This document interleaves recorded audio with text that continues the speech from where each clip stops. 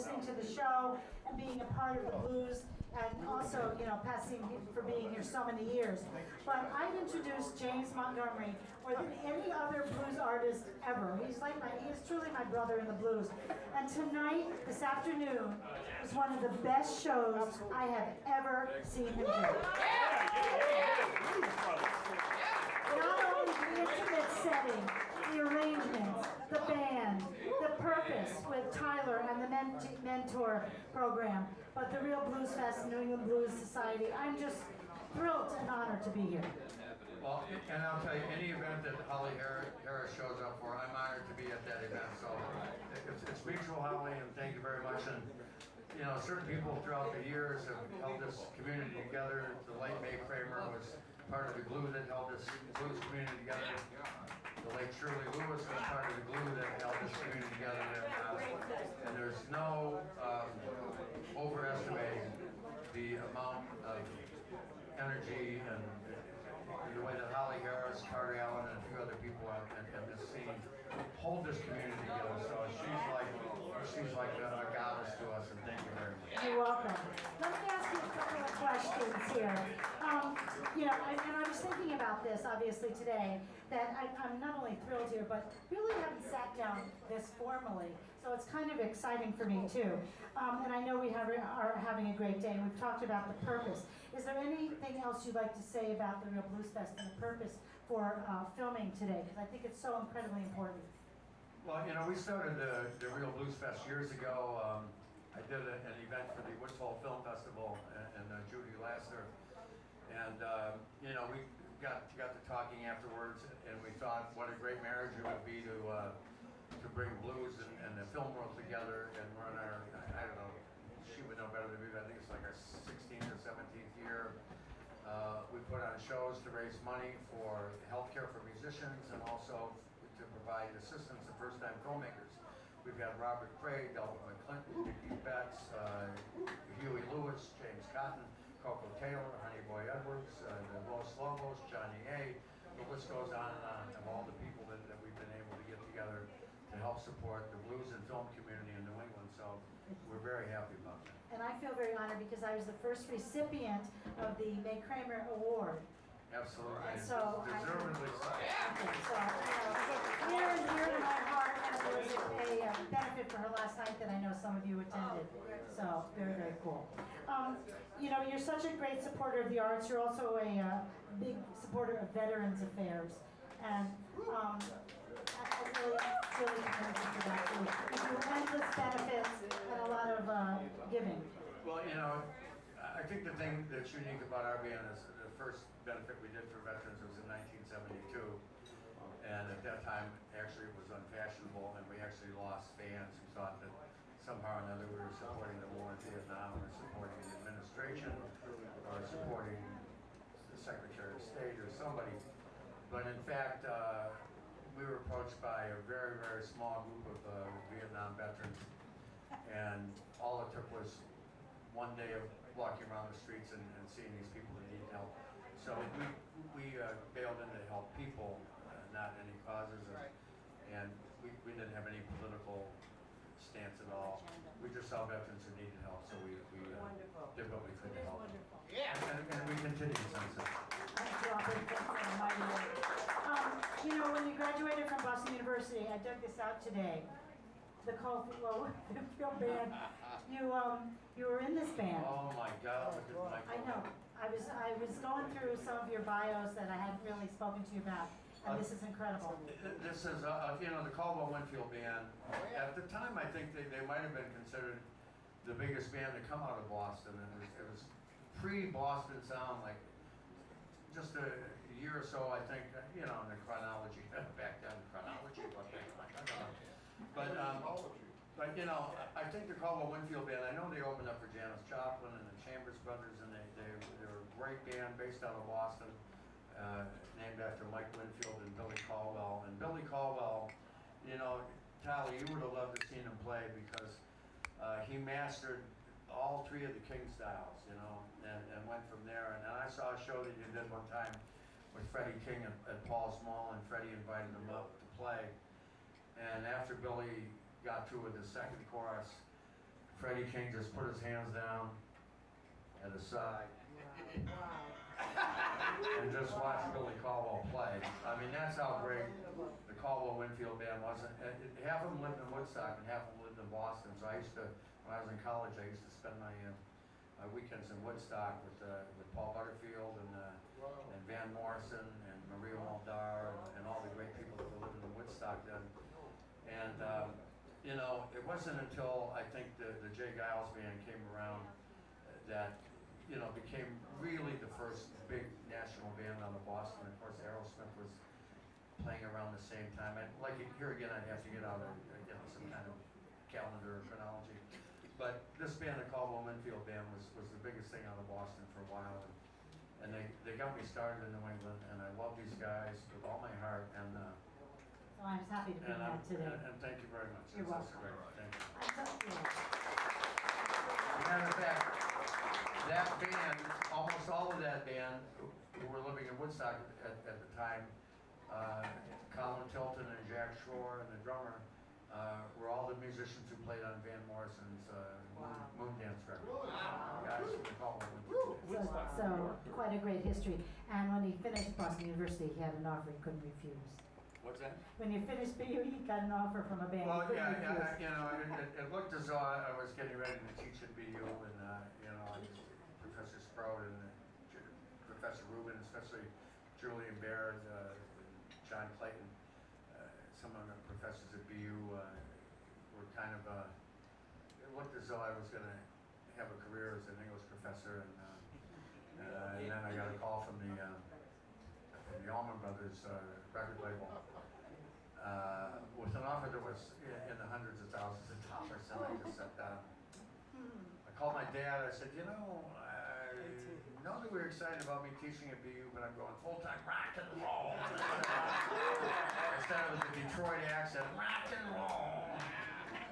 And there was a pause on the phone, and my father said, you know, Jim, I'm glad to see we spent $20,000 on you. And now you're going to make your living playing a child's toy. So it was a wonderful moment. But you know, and thinking about you and Tyler, Very good, very good. you're actually a lifelong educator, and you are an educator because you're really helping the next generation. Well, you know, people like Tyler don't really need a lot of help. Well, Dave Hall maybe, no. Yes, Dave needs all the help he can get. The band, we need all the help we can get. But no, it's like, it's funny because, you know, when Susan Tedeschi was around 14, she used to come around and sing with the band. And at one point, producer Peter Malik was producing some stuff with Nora Jones and brought her around to sing with the band, I think, when she was around 17. He was on one of your first releases. Absolutely, and then Grace Kelly, of course, is, along with Tyler, the most amazing young musician. Although Grace is 23 now, it's hard to call her young. But anyway, so it's been great for me to be involved with a lot of these younger people, and that's how I started. You know, Junior Wells let me play with him when I was about 17 or 18. James Cotton let me play with him when I was 16. So, you know, I'm not a fan of these bands that won't let people sit in. I'm not a fan of these bands that won't let young people come up on stage and play with them. And sometimes you take a chance. You know, in the words of Exupery, if you're going to enjoy the presence of the butterflies, you have to put up with the presence of a few caterpillars. So I'm always prepared to let people come up and play. And through Jim Carty and some other friends in town, when we first worked with Tyler, we were just blown away, and what a great job he did. So let me turn my attention to Tyler now and ask you a couple of things. Tell me about why the guitar. How did you start with the guitar? So my dad was always a guitarist growing up when I was a little kid. He had his own blues and rock bands, and I would always try to jam with them, although I didn't pick up the guitar till I was 10. So Oh, had I known that, by the way, I'd have had your father on stage tonight. I'm sorry, go ahead. It's the roadie now. yeah, so I would try to jam with the bands, but I knew nothing about guitar. So finally, when I was 10, I asked him to teach me some stuff. Excellent. Good, because a lot of kids don't ask, and some parents don't go forth and show them. They hope, maybe you'll end up with another instrument in school, but it might not be the one. Do you practice a lot? And for any younger members out there who will be listening? Nice. Well, on the weekends I usually practice and play a combination of 8 hours probably a day. During the week I try to do 4 to 6 hours a day, and usually it's just transcribing Freddie King solos, BB, Albert, a lot of that stuff. Some of the rock guys I like, Richie Blackmore, Van Halen. Because, right, you're certainly, I have your 2 CDs here that are wonderful. The first one, And So It Begins, and the second one, which is due to come out June 14th. Ladies and gentlemen, how cool is this? Right? The chaos continues. But you are certainly a rock guy too, as well as blues, which is kind of great and versatile for your age. Some of your other, Van Halen, who are some of your other influences, blues and rock-wise? Well, a huge influence on me is Richie Blackmore, definitely. I like the Deep Purple and Rainbow stuff. There's a more shreddy guy I like is Yngwie Malmsteen. Listen to all his classical and Baroque stuff. He even listening to him got me into Paganini and Bach and some of those composers. In another direction, I really love George Benson. He's one of my favorite guitar players. Excellent, excellent. Life isn't just 12 bars, and so I think that's really, I really think it's I very would be important. surprised if George Benson hadn't played this nightclub at one time or another, but it was Basse's at Club 47. I know he's been there. He's probably been here, And you met James through Jim Carty? Yeah, so last year, James was playing the Boston Harbor, and Jim introduced me before, and that was the first gig I sat in. Oh, excellent. Look how far you've come, Yeah, he said, I mentioned this during the set, I kind of hit on it for a little bit. When Tyler and I were putting together the set for tonight, I said, well, Intoxicated, there's really not a solo section for you on that song. And then I think he came up with this, but, he said something like, I don't care, And then it occurred to me that one of the reasons why we have so much faith in Tyler as a guitar player is that, there's a lot of kids that shred, and there's some great players, young players, 12 to 15 years old, that sit in with our band, and they get up there and they play a solo, and the audience is going, wow, you gotta be kidding me.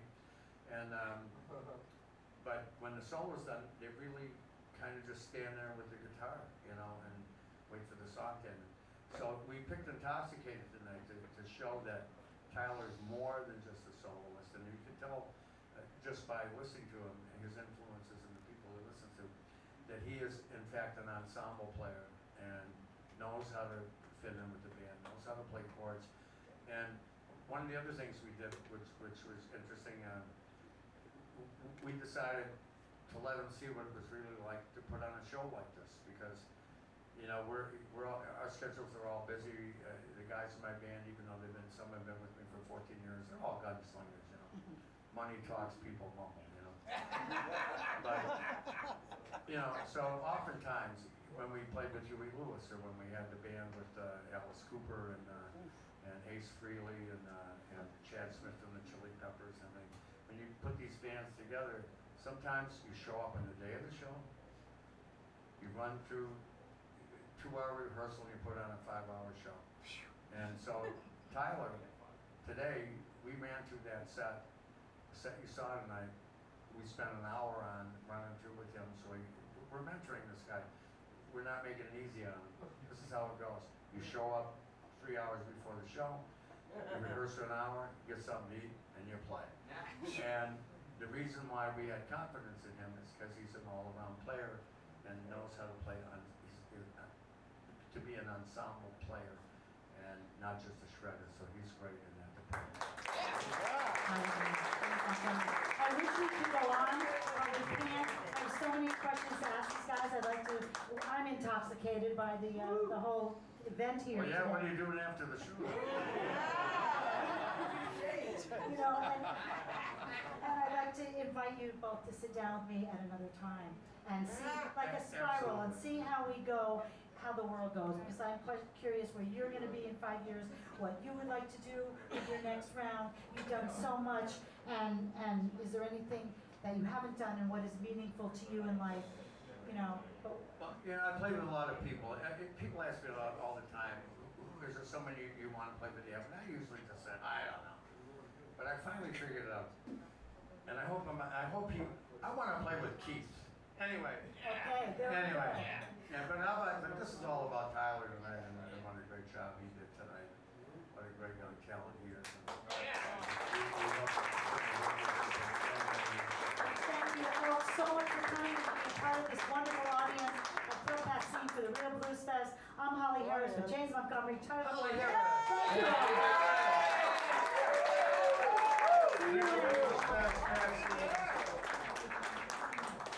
Let's get out here and Monkey Blues. Thank